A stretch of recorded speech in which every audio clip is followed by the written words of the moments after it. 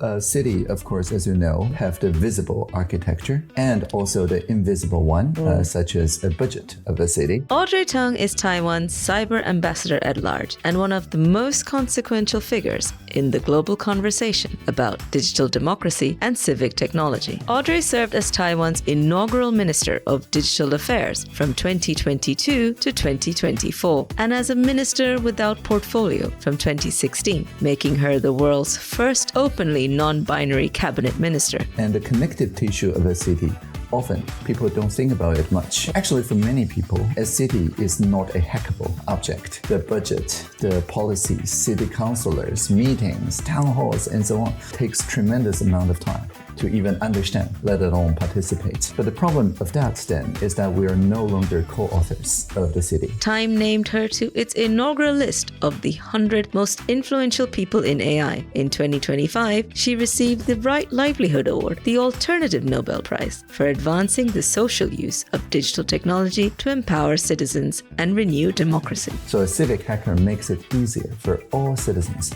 to understand what's going on. The risk is that the smart city becomes smarter than smart citizens. Oh, wow. I was not expecting that.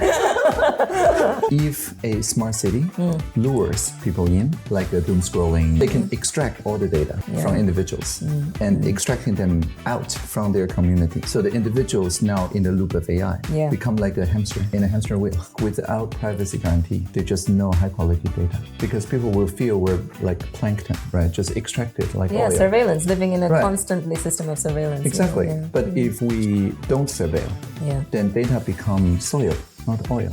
It's something that we tend together. So we need to make sure that AI do not escape us.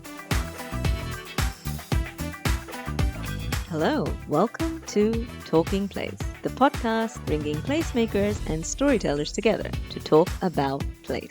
I'm your host, Tanisha Raffiuddin. I am the founder of Concept Culture, a creative agency in London passionate about creating purposeful brands and telling powerful stories. In this episode, I talk place with the inimitable Audrey Tang. Audrey entered government not by campaigning, but by occupying the parliament as a civic hacker during the 2014 Sunflower Movement. She helped coordinate the participatory response to 500,000 people on the streets of Taipei, and the movement converged on a coherent set of ideas that the Speaker of the Parliament simply adopted. Out of that moment, she co-created vTaiwan, a participatory democracy platform that turns citizen input into legislation. In Taiwan's internationally acclaimed COVID-19 response, she built privacy-preserving contact tracing tools that let the country avoid lockdowns entirely, losing just 7 people in 2020. Audrey is a senior accelerator fellow at the Oxford Institute for Ethics in AI and co-author of Plurality, The Future of Collaborative Technology and Democracy, a book she makes available in the public domain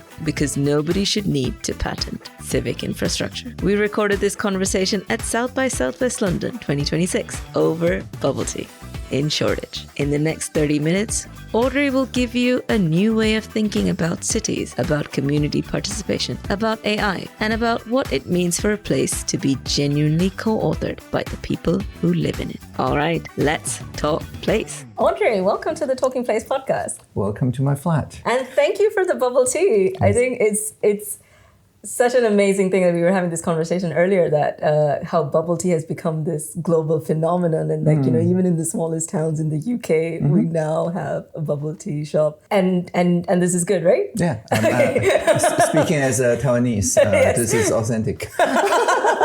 It's open innovation, right? Yes. Nobody patented bubble tea, so everybody can make it. I know, I love that. And me as a culture vulture, as someone as an Indian person who's so passionate about food, I love the fact that in London we can have access to food from all over the world, and it's good and, like you say, authentic as well. So we're here at South by Southwest London. You're a speaker here, and was looking up all the speakers and deciding who to interview, and you were the one that fascinated me. And so I thought, let's have this chat. Let's talk about place. So this podcast is called Talking Place, and one of the foundational questions I ask every guest is, what does place mean to you? What does a good place look like to you? To me, a good place means that we're co-authors. We're not just people who happens to pass by or who happens to be in the place. A good place is open to the relationality of people. I often think of like a campfire. If we surround the campfire, the place lights up, illuminates our differences, but we don't really fight each other. We tend to fire together, becoming co-authors, and in a position to, for example, the going viral kind of social media, which is to me like a wildfire. Nobody tends the wildfire, it just consumes all the oxygen, and you can really measure each place in terms of its ppm, polarization per minute. Polarization per minute, love that. Right. So the low ppm place is where people are co-authors who tend to fire together. Amazing. I love that. And, going back to this idea of campfire, that's one of the earliest ways that people humans gathered around a campfire, telling stories, sharing stories. Original social technology. Original social technology, exactly. And another question I love to ask people is, what is your favorite place in the world? Well, it is actually the world itself. Wow. Because I traveled to more than 27 countries over past year and this year. So I change time zone, I think, every week or so. Wow. And I don't have jet lag. I only have jet boost. So Jet boost, you heard it here. Jet boost, it's a thing. Yeah. There's an app called Time Shifter. So I just enter my flight number. It tells me when to wear sunglasses and when to expose to light. And every time I change time zone, I get more energy and sleep better. Oh, wow. Okay, right. okay. And I really get this feeling now that the entire world is just what I call trans-hyperlocality. A lot of very small places, but each enjoying the same authentic feeling. And it's just threads of connection across all of them. Threads of connection. I love that. But having said that, I struggle from jet lag a lot, and I'll tell you a little story. So I traveled from New Zealand, from Auckland to Buenos Aires, and that flight travels against the international dateline. And I cannot tell you how that messed up my physicality. In a way, I went back in time. I went back in time, but it messed up my whole biology in a way that I just cannot explain it. Exactly. And I used to have the same. My worst episode came around Hawaii when I traveled for the same reason. And the way to fix that, and I switched to a time shifter after that, is pre-bunking. So instead of like debunking after the fact, you have to pre-bunk, like a sleep ahead of the schedule. Yeah, I love it. All right, on to serious stuff. So you describe yourself as a civic hacker. For anyone who hasn't encountered that term before, what does it mean to hack a city? Sure. So city, of course, as you know, have the visible architecture and also the invisible one, such as a budget of a city and the connective tissue of a city. Often people don't think about it much. Actually, for many people, a city is not a hackable object. The budget, the policies, city councilors, meetings, town halls, and so on takes tremendous amount of time to even understand, let alone participate. But the problem of that then is that we are no longer co-authors of the city. So a civic hacker makes it easier for all citizens to understand what's going on. And like literally in 2012, a bunch of my fellow civic hackers registered this domain name G0v.tw. So for all the public sector government website, which is all something.gov.tw, you can just change an O to a 0. So not just the budget.gov.tw, the national budget or the municipal budget, but changing O to a 0, you get into a civic hacker's mirror of the budget, which is very interactive, a lot of fun. You can type what I want to see more, what I want to see less. And more importantly, it makes budgeting something people can really understand. And through that, people set their expectations for the city to expand here, to do this more. And then the mayors and the ministers can simply say, what does people want? Let's ask them what sucks, what works, and so on. Yeah. And you were the youngest person in the cabinet. So what first made you question how governments interact with people? That's a great question. When I was 33, 500,000 people in Taiwan occupied the parliament peacefully. It's a sunflower movement.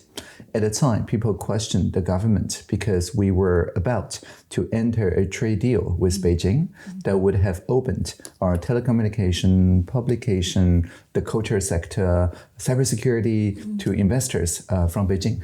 Of course, it's very good business, I'm sure, for like large corporate owners. But of course, it will also have chilling effect to our cultural sphere, right? But the government did not really consult people the way that we just described. There's no like, let's think about this together. In fact, they pass it in just 30 seconds in the parliament. And so we occupy the parliament not to protest, not just against that, but to demonstrate, to show that with 500,000 people on the street and many more online, we can really gather in small campfire, like tables of 10, and each table talking about one particular aspect of the trade deal. And then after 3 weeks, we converged on a set of very coherent ideas that the Speaker of the Parliament basically said, okay, people have better ideas, let's just go with their ideas. So it was a very rare Occupy that converged. So that was my first experience in running, I guess, in the Parliament, but not by campaigning, by going there. Yeah. Wow. So in your view, how did Taiwan become this testing ground for digital democracy? Well, as I just mentioned, we have a very friendly neighbor that offer free red teaming exercise, penetration testing. You know, every day we get now around 3 million free testing. So here you have to buy for such service. We get that for free. So because of this, what we call pressure makes diamonds, right? This tectonic plate against plate, which makes Taiwan like literally rise half a centimeter every year because we're the youngest tectonic island. So we have no other choice but to turn polarization into fuel. So our young people, they don't get radicalized because of this information manipulation, the cyber attack, and so on. They actually become civic hackers. They think about ways to tap into that energy of polarization, but to co-create a new policy instead of becoming, resigned. Yeah. And on this podcast, we talk a lot about community participation, community engagement. So vTaiwan is one of the most cited examples of participatory democracy working at scale. So walk us through what actually happens when a citizen logs in. What does it feel like to participate? Sure. So we introduced vTaiwan 2014, right after the Sunflower Movement. As you know, at the time in Taiwan, many Taiwanese people are feeling very engaged. Like, we just occupied the parliament. We forced a conversation about trade deal. We managed to get consensus. And then new incoming threats, not from Beijing this time, but from Silicon Valley in the form of Uber. So it's a new app at a time, and anybody can, pick up strangers on their way to work, carpooling, and recovering some of the cost. But of course, when somebody happened just to drive to work for like 30 times a day, it's not a carpooling exercise anymore. So taxi people, the drivers are not very happy, and so there's a lot of protests on the street and so on. But of course, we cannot resolve all the incoming controversies by physically occupying the parliament or the Ministry of Transportation every time. So the minister at the time in charge of cyberspace regulation asked me and the civic hackers, like, can we replicate the sunflower dynamic, but do it online? Like not occupying the ministry. Not the physical occupation. Right, exactly. But the online open space. Right, so to walk through, say you're in 2015 in Taiwan and you're a taxi driver, and you feel like very passionately that Uber is now undercutting your meters. That is leaving, the rural places underserved, and that the local co-ops are rendered almost impossible to operate because of the ministry's heavy-handed approach against Uber. And of course, you want to protect your union and your co-op and your medallion. But instead of going to the street or occupying the ministry, you go into vtaiwan.tw and then you see a sentiment from a fellow citizen. So it's not a poll that's top-down. It is a campfire that's bottom-up. You see somebody very similar to you saying that undercutting existing meter is very bad. And you're asked, do you agree or not? Okay, say you agree. Yeah, it's very bad. And then you see another sentiment. After a while, you start seeing your own avatar moving toward a cluster that share your opinion. But then it doesn't actually make the radical outrage ideas go viral. You also see the viral idea, what we call bridging idea, things that both sides can agree on. For example, surge pricing is fine if you don't undercut existing meters. That's a pretty good idea. And then you start seeing those ideas going viral that bridges across longer and longer distances. So you can also chime in with your own idea and win some bridging bonus. So this is just like social media, except the reward is completely flipped. Right. Instead of the ones that are more angry, this is the one with the most overlap. Oh, yeah. Because in physical consultation, the louder voices and the angrier voices are the ones that hurt more. Yeah. Exactly. Yeah. Yes, and the early days of social media replicate that. Yeah. Right? If you go viral and somebody dunk on you, they have to speak even more radically than you are in order for that outrage to go even more viral. Yes. But the police algorithm that we use in vTaiwan back then, now also used in community nodes around the world, now prioritize the overlapping, the bridging voices. So after 3 weeks, we again converged on a set of very coherent ideas that Taiwan just made into law. So within a year, there's just no fight anymore, right, between taxi and Uber drivers. Yeah. And do you think, I mean, obviously Taiwan is a specific culture, specific geography. Do you think this technology can be applied to other cities like London? Can it scale globally? Yeah, definitely. So Taiwan is no longer the largest polity running this at scale. Okay. We already saw the state of California have this statewide consultation, engaged.ca.gov. And what it's trying to do initially is just to get the survivors of the Eaton and Palisades wildfire around Los Angeles to talk about how to mitigate and prevent future wildfire. And that was so successful that they did an internal consultation to public servants around the use of AI in public sector. Which given they're the ground zero for both AI and backlash against AI, techlash, right? This is very timely. And once they get a kind of rough consensus within their bureaucracy, they now are opening up the consultation to all Californian citizens. So anyone in California can just hop on Engage California and say how AI is affecting my work in the terms of apprenticeship, belonging, community, or dignity. So any of the ABCD issues, you will be able to see the overlapping consensus from Californians. And Japan also is doing a very similar consultation, what they call the Digital Democracy 2030. And even here in the UK, you can check out nationalstrategy.uk, the National Strategy Project, which is trying to do the same, especially with young people in the UK. Yeah, yeah. And so in your opening statement about what place means to you, you talked about co-authorship, co-creation. So how, in your view, can cities move from, just tick box consultation to genuine co-creation, genuine co-authorship of places? Yeah. I think in Taiwan, what we have seen that reliably work is that people already have place-based relationships. Right?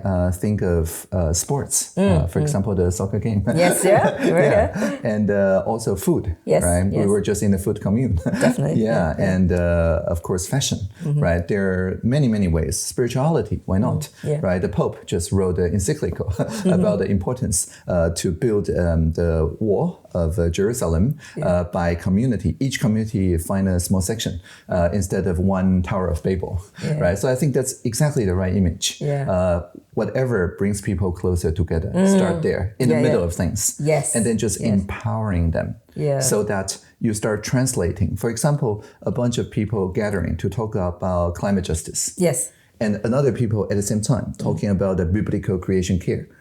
We can work on the Campfire technology called social translators that bridge across their views to bring one side's conversation to the other in their own terms. So they both feel heard and respected. The problem with the tick box consultation was that it was almost impossible for those small gathering hyper-local people to set an agenda for the entire city.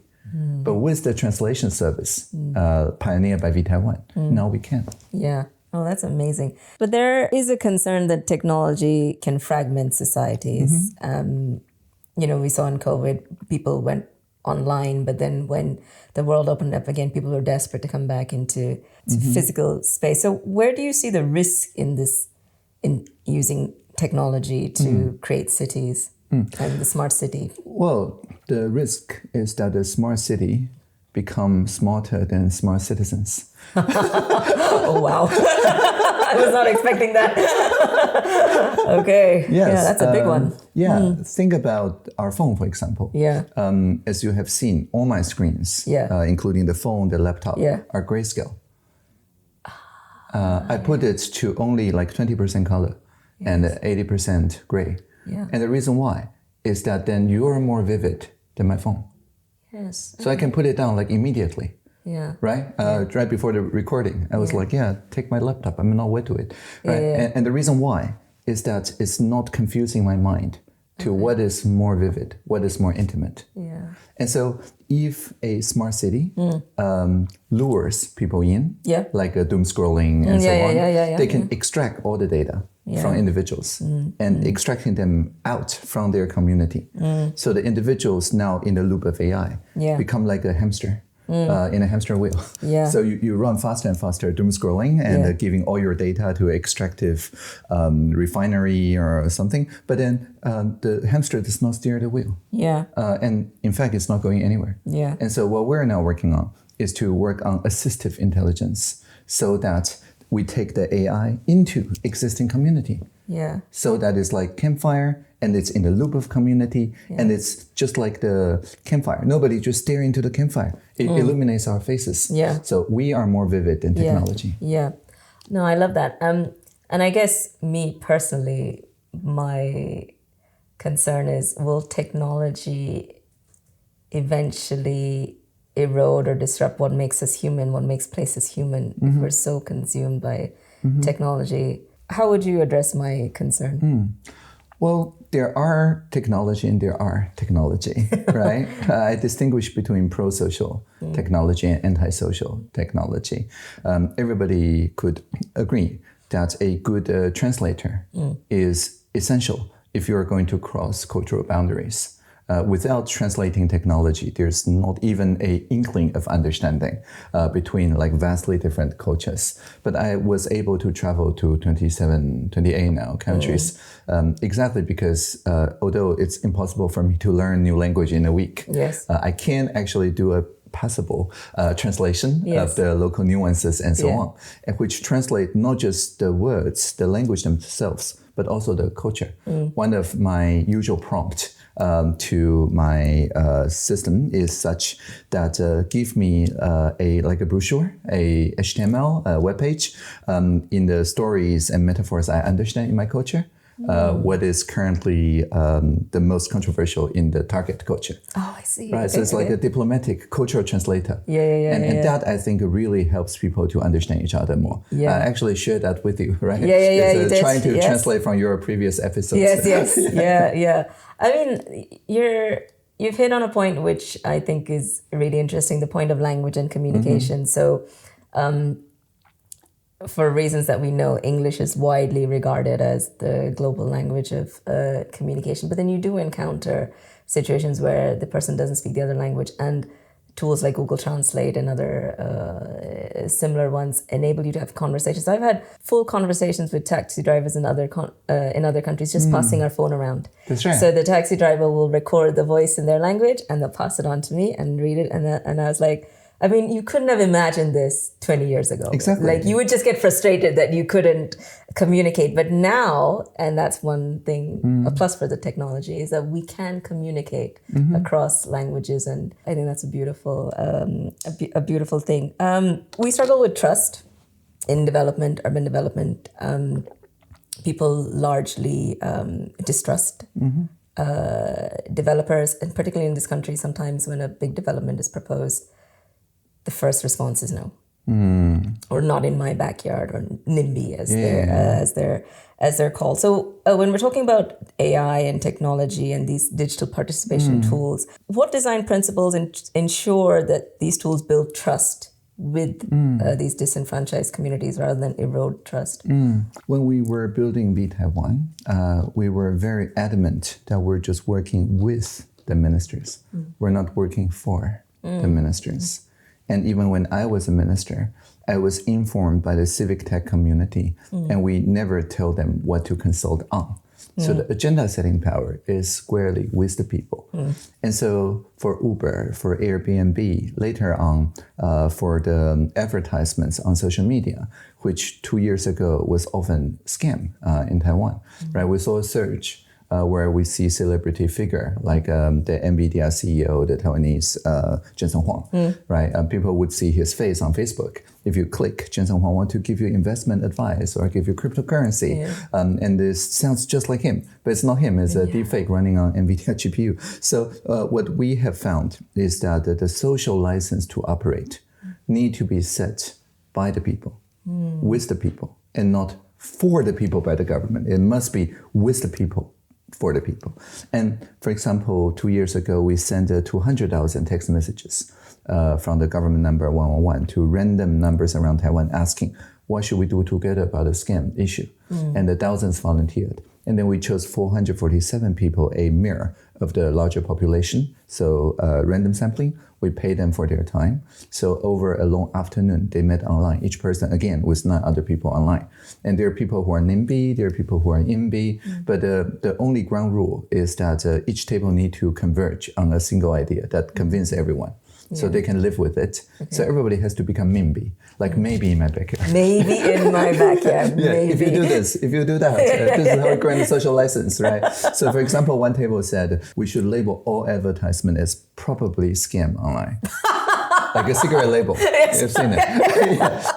And if Jensen, somebody digitally signed, then we take it down. Very good idea. Right. And another table said, unsigned advertisement, if I did not subscribe to it, unsolicited, and Facebook or YouTube knows that it's a scam or somebody notified a scam, and I lost 7 million, then they should be liable for the 7 million. Joint liability. Another good idea. Yeah. And another table said some foreign platform like TikTok at the time did not have Taiwan office.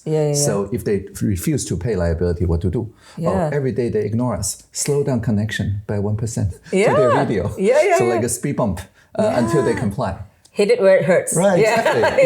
And so after 2 months, everything became law. And so throughout last year, 2025, like it's down to less than 1/30 of the scam ads. Like it's all but solved in Taiwan. So the social license to operate is the most important idea. Yeah, I love that. Social license to operate. Well, you have recently received the Right Livelihood Award last year for work that helps democracies renew themselves from the ground up. How did it feel to receive that award and this recognition? Well, first of all, I think if you look at Right Livelihood laureates, like alternative noble people, it's quite clear that all of them are working on peace for some difference, like climate, intergenerational peace, literal peace, like in war zones, the peace within ourselves to have internal coherence because of like doctrinal or cultural or ethnic reconciliation, right? So these are the people who won Right Livelihood before. So I think to me, this is a recognition that the internet is now a conflict zone. Hasn't it always been there? Right, exactly. Yeah, like since the advent of the viral social media around 15 years ago, it has more and more become a zone of conflict.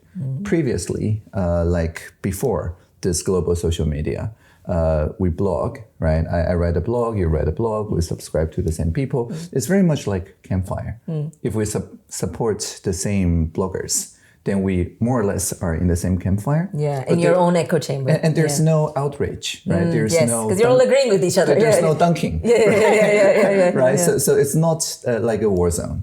But as soon as the recommendation engine got invented, the algorithm figured out the best way to keep us engaged is to keep us enraged.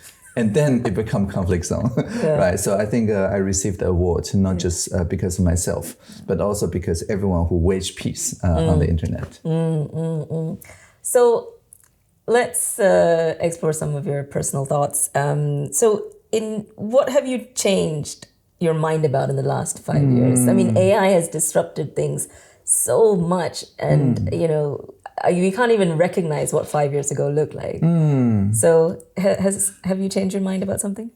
quite a bit, actually. Okay. 5 years ago, I was in charge of Taiwan's pandemic response in the digital realm. Yeah. Right. So about to the day, actually, yes. We were doing privacy-preserving contact tracing.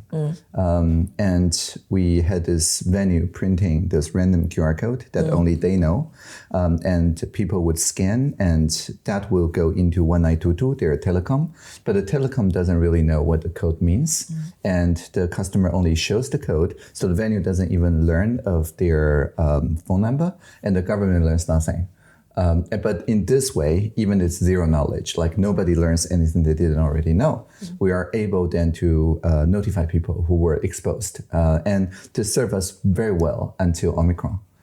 So Taiwan became one of very rare places that never locked down any city during the 3 years. Yeah. We only lost 7 people in 2020 to COVID, and the economy just keeps growing. Yeah. So I think many people think of the trade-off between privacy and data usability. Like I believe that in 2019, 2020. But after the civil society Gov Zero invented this contact tracing system together, I changed my mind. Okay. I think without privacy guarantee, there's just no high quality data. Because people will feel we're like plankton, right? Just extracted like oil. Surveillance, living in a constantly system of surveillance. Exactly. Yeah. But if we don't surveil, then data become soil, not oil. It's something that we tend together. And nobody outside of the garden can see our data. And then it becomes much more trustworthy.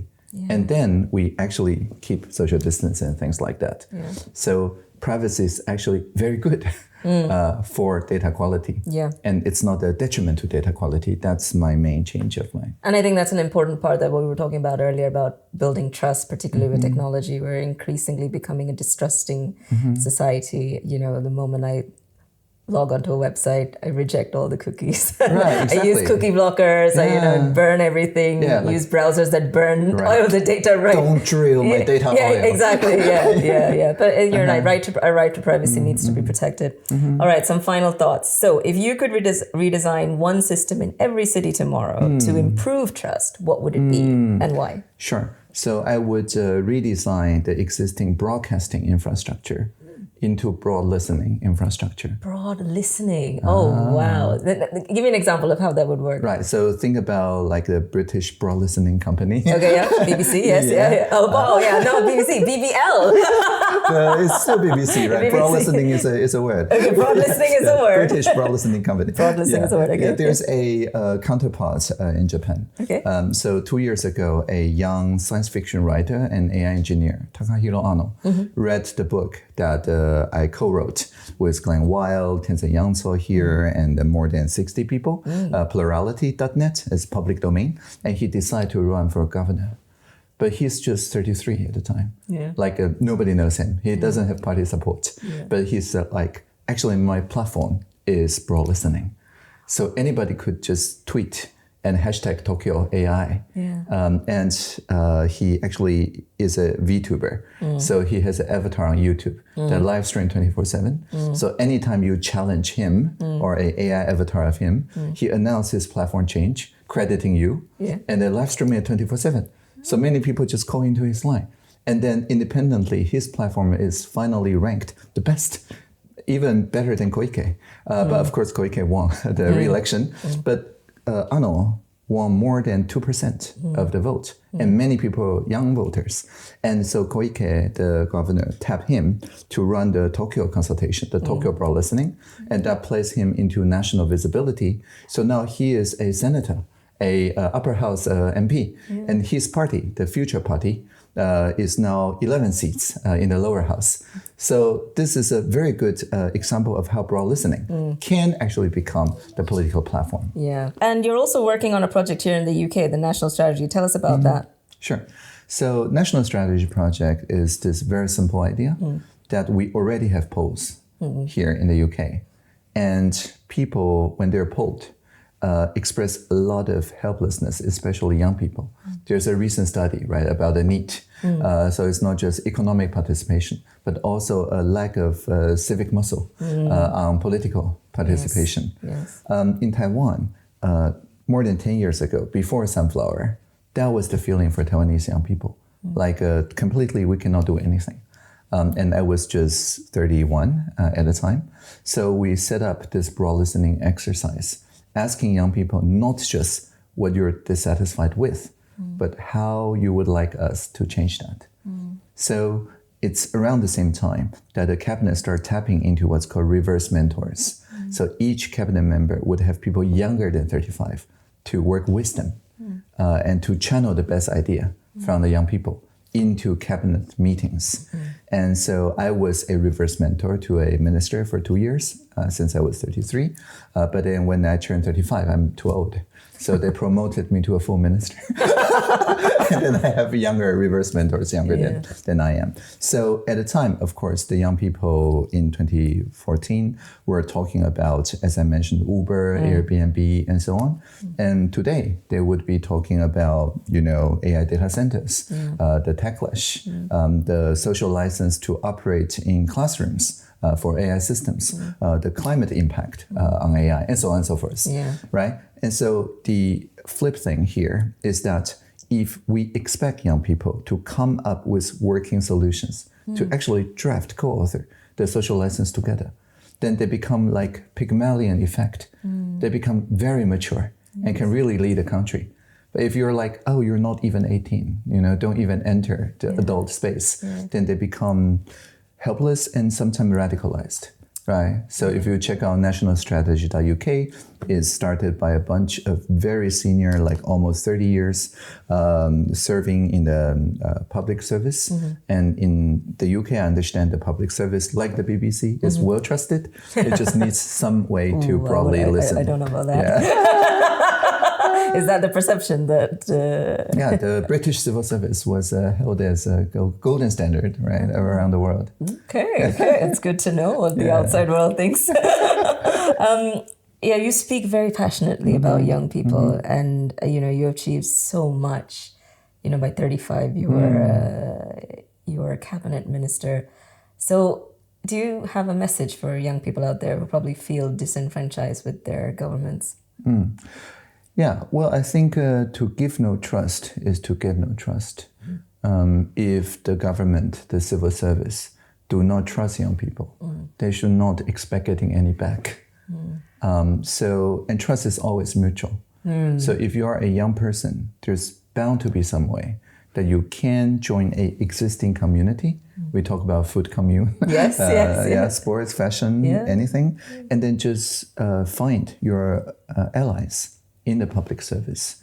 I'm not talking just about MPs or city councillors. I mean like real people working in career public service that maybe already have their piece of solution, but they want an outside game. They want somebody clamoring for the change that they are already very eager to deliver. So an outside game is necessary for the reformers within the system to take action.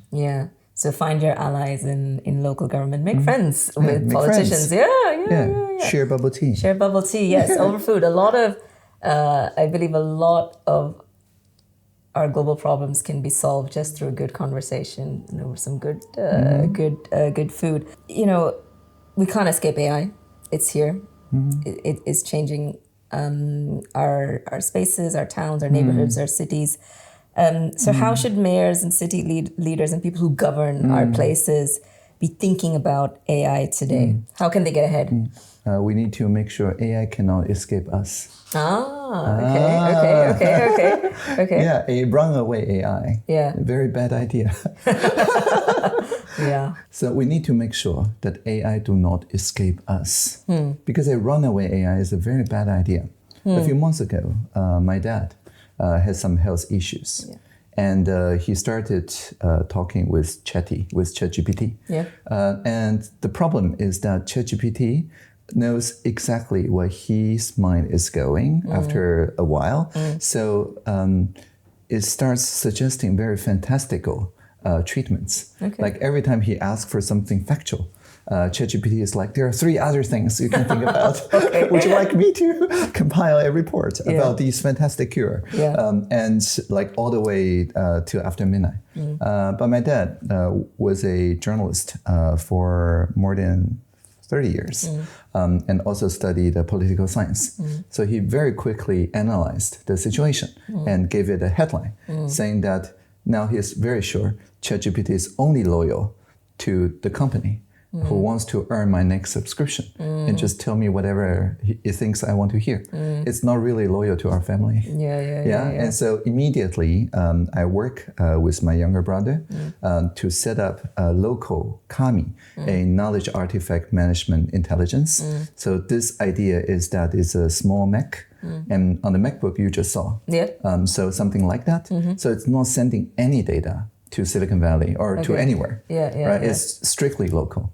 And so it just runs a signal chat. That's the only internet connection it makes to our family group. And my mom come up with a metric that says every time my dad talk to the KAMI, my dad should prioritize his time more with the existing relationships. He should not be carried away by a runaway AI. So that's the metric. So every time the KAMI speak, is to restore the sense to himself. So now he's better health-wise and also mental health-wise because it's like a scaffolding that helps existing relationships. It is not like a robot we send to the gym to lift weight for us and make our muscle atrophy and our friendship also atrophy. So do you have a specific message for our mayors and city leaders and how they can get ahead of AI or use AI to improve our places? Right, exactly. You can keep AI entirely local. And it's faster than some frontier models. It's more accurate than the frontier models. And also it has auditability. It has accountability. Every time we enter the same prompt to this local system KAMI, it generates the same output. Try that with ChatGPT. Every time it generates something else, right? So this is not just better, but also much more steerable. Whatever your citizens think, it should work differently. You just steer that in a minute or so. So you can check out civic.ai for how to set up such a system. And are you hopeful for our future? Yes, definitely. Yeah, because as I mentioned, no democracy is an island, not even Taiwan, not even the UK, right? So after going through like 27, 28 countries, all democracies, I now feel very strongly that we're collectively ready to move beyond peak polarization, to move beyond peak slope. If we can turn this data oil drilling into the data soil, tilling the soil together, then we can free the future together. Let's free the future together. And on that note, I would like to thank you for talking place with me. And I wish you an excellent South by Southwest London. I hope you have a great time in our great city. You too. Cheers. Thank you. Cheers. Well, I hope you enjoyed this episode as much as I did. I'd love to hear your thoughts. Feel free to join the conversation on social media with the hashtag #TalkingPlace. I would also love for you to leave our podcast a review and subscribe to all our podcasts and YouTube channels so you don't miss an episode. There's so much more to explore when it comes to creating good places, and I'm excited to do a deep dive into other topics with you in our next episode. I'm Tanisha Raffiuddin, and it's been my pleasure to be your podcast host. Thank you for listening. See you again next time, where we'll continue talking place. Talk soon.